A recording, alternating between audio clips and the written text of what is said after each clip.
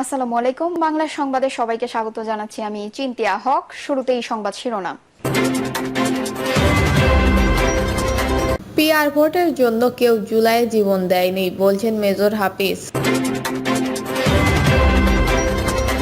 এদিকে সারিয়াকান্দি থানায় 2 কর্মকর্তার বিরুদ্ধে ঘুষের অভিযোগ, অডিও ভিডিও ফাঁস।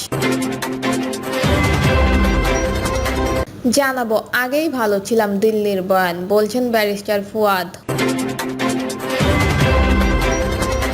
এবং সর্বশেষ জানাবো, জুলাই সনদের ভিত্তিতেই আগামী নির্বাচন হতে হবে বলছেন নাহিদ ইসলাম। শুনছিলেন সংবাদ শিরোনাম, এবারে বিস্তারিত।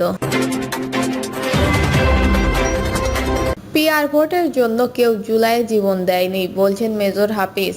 বিএনপি স্থায়ী কমিটির সদস্য মেজর হাফিজ উদ্দিন আহমেদ বীর বিক্রম বলেছেন, পিআর পদ্ধতিতে ভোট হবে নাকি আনুপাতিক হারে আসন বর্তন হবে তার জন্য কেউ জুলাই গণঅভ্যুত্থানে জীবন দেয়নি। তারা চেয়েছে গণতন্ত্রের প্রতিষ্ঠা, আর গণতন্ত্র প্রতিষ্ঠার একটাই মাত্র পথ, তা হলো নির্বাচন। মেজর হাফিজ বলেন, এখন যারা ক্ষমতার মোহে পড়ে গেছেন, এখন শুধু পেঁচাচ্ছেন সহজ পথ তত্ত্বাবধায়ক সরকারের অধীনে নির্বাচন। একটা সুষ্ঠু নির্বাচনের মাধ্যমে আমাদের গণতন্ত্র প্রতিষ্ঠা করতে হবে। সাধারণ জনগণ এলাকায় নেতা হিসেবে তাকে চান, যাকে তারা চেনেন, সব সময় পাশে পাবেন। কিন্তু শুধু মার্কা দিয়ে তাকে কিভাবে চিনতে পারবেন? পিআর পদ্ধতিতে দেখা যাবে ভোলায় যে সংসদ সদস্য হবে তার বাড়ি কুড়িগ্রামে। তিনি বলেন, আজকে একজন শহীদের পিতা বলেছেন, জুলাই গণঅভ্যুত্থানের শহীদরা যে স্বপ্ন নিয়ে জীবন দিয়েছেন, আজ তা অর্জিত হয়নি, আজও তা অর্জিত হয়নি। এটা অত্যন্ত বেদনাদায়ক কথা। আমি মনে করি এর কারণ হলো বর্তমান যে সরকার আছে তারা কেউ জুলাই চেতনাকে ধারণ করছে না। বিগত 15 বছর উপদেষ্টাদের কেউ শেখ হাসিনার দুঃশাসনের বিরুদ্ধে একটি কথাও বলেনি। এমনকি প্রধান উপদেষ্টা শেখ হাসিনার বিরুদ্ধে একটি কথাও বলেনি। শুধু উপদেষ্টা ডক্টর আসিফ নজরুল মাঝে মাঝে 2-1টা কথা বলেন। বিএনপির এই নেতা বলেন, দীর্ঘদিন আন্দোলন সংগ্রামের মধ্যে দিয়ে স্বৈরাচার শেখ হাসিনাকে পরাজিত করেছি। বিপ্লবে যারা জীবন দেন, বিপ্লবের পর তাদের মূল্যায়ন করা হয় না। অনেক লোক কোথা থেকে গজিয়ে আন্দোলন সংগ্রামের সব কৃতিত্ব নিয়ে নেন। মুক্তিযুদ্ধের সময় মুক্তিযুদ্ধের সংখ্যা ছিল 81,000-এর মতো, আর এখন মুক্তিযোদ্ধাদের সংখ্যা প্রায় 2.5 লাখ। এর কৃতিত্ব আওয়ামী লীগের। তারা যখনই ক্ষমতায় এসেছে তখনই আত্মীয় স্বজন সহ সবাইকে মুক্তিযোদ্ধা বানিয়েছে। হাফিজ আহমেদ বলেন, জাতীয় ঐকমত্য কমিশনের সংলাপে বিএনপি একদিকে আর অন্যদিকে 34টি দল। বিএনপির জনসমর্থন কত আর 34 দলের জনসমর্থন কত, এটা দেখা হোক। মুক্তিযুদ্ধের মাধ্যমে অর্জিত 72-এর সংবিধানকে তার ছুঁড়ে ফেলে দিতে চায় একটি রাজনৈতিক দল, যারা 71 সালে মুক্তিযুদ্ধের বিরোধিতা করেছে। তারা এখন বলতে চায় তারা ভুল করেছে। এই সব কথা বলার সুযোগ কোথায় পেল? মুক্তিযুদ্ধে আহত হয়েছিলাম, এই সব কথা শুনতে অনেক কষ্ট হয়। আমাদের দেশে বিশাল সাহসী তরুণ সমাজ আছে, যা বিশ্বের অন্য কোনো দেশে নেই। এই তরুণ সমাজ দেশের স্বাধীনতা ও সার্বভৌমত্ব রক্ষার দায়িত্ব পালন করবেন।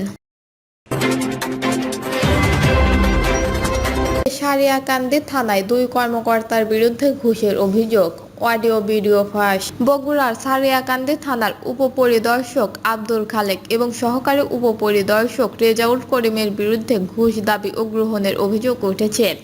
এই বিষয়ে স্বরাষ্ট্র মন্ত্রণালয়ের উপদেষ্টা বরাবর লিখিত অভিযোগ করেছে স্থানীয় এক ভুক্তভোগী। অভিযোগের সঙ্গে একটি অডিও ও ভিডিও প্রমাণ সামাজিক যোগাযোগ মাধ্যমে ছড়িয়ে পড়েছে। জানা গেছে, গত 20 জুলাই ডাকযোগে অভিযোগপত্রটি পাঠান উপজেলা কুতুবপুর ইউনিয়নের বড়ইকান্দি গ্রামের মৃত হযরত আলীর ছেলে সুলতান সরকার। অভিযোগের অনুলিপি বগুড়া জেলা প্রশাসক, আইজিপি, ডিআইজিপি এবং পুলিশ সুপার বরাবরও পাঠানো হয়েছে। অভিযোগে বলা হয়েছে, সুলতান সরকারের পারিবারিক সম্পত্তি নিয়ে তার আত্মীয় রফিকুল ইসলামের সঙ্গে দীর্ঘদিন ধরে বিরোধ চলছিল। জমি সংক্রান্ত ওই মামলার তদন্তভার দেওয়া হয় এসআই রেজাউল করিমকে।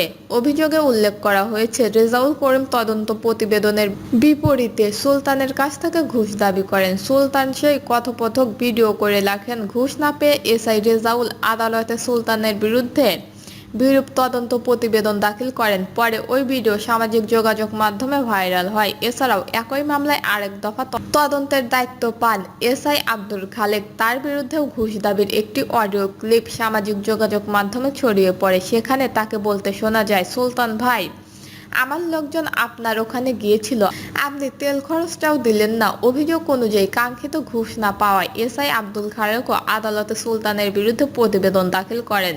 সুলতান সরকার তার অভিযোগে আরও দাবি করেন, আদালত থেকে স্থিতিবস্থা বজায় রাখার নির্দেশনা থাকলেও প্রতিপক্ষ জোরপূর্বক তার জমির ধান কেটে নেয় এবং পুলিশকে টাকা দিয়ে সেখানে দুটি টিন সেট ঘর নির্মাণ করে। অথচ তদন্তের বিষয়টি প্রমাণিত হলেও এসআই খালেক প্রতিবেদনে উল্লেখ করেন, উভয় পক্ষ তাদের নিজ নিজ অবস্থানে শান্তিপূর্ণভাবে বসবাস করছে। ঘটনার বিষয়ে কথা বলতে এসএসআই রেজাউল করিম বর্তমান অন্য জায়গায় বদলি হয় তার বক্তব্য পাওয়া যায়নি। তবে এসআই আব্দুল খালেক বলেন, সুলতানের অভিযোগ সম্পূর্ণ মিথ্যা।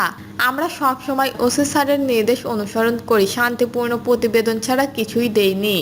এ বিষয়ে সারিয়াকান্দি থানার ভারপ্রাপ্ত কর্মকর্তা জামিরুল ইসলাম বলেন, আমরা অভিযোগের বিষয়টি অবগত আছি, বিষয়টি তদন্তাধীন রয়েছে। তদন্ত প্রতিবেদন শেষে বোঝা যাবে আসলে কে দায়ী। আগেই ভালো ছিলাম দিল্লির বয়ান, বলছেন ব্যারিস্টার ফুয়াদ। আগেই ভালো ছিলাম হচ্ছে কলকাতা দিল্লির বয়ান। যারা এমনটা বলে তারা কখনো দেশকে নিজের মনে করে নাই।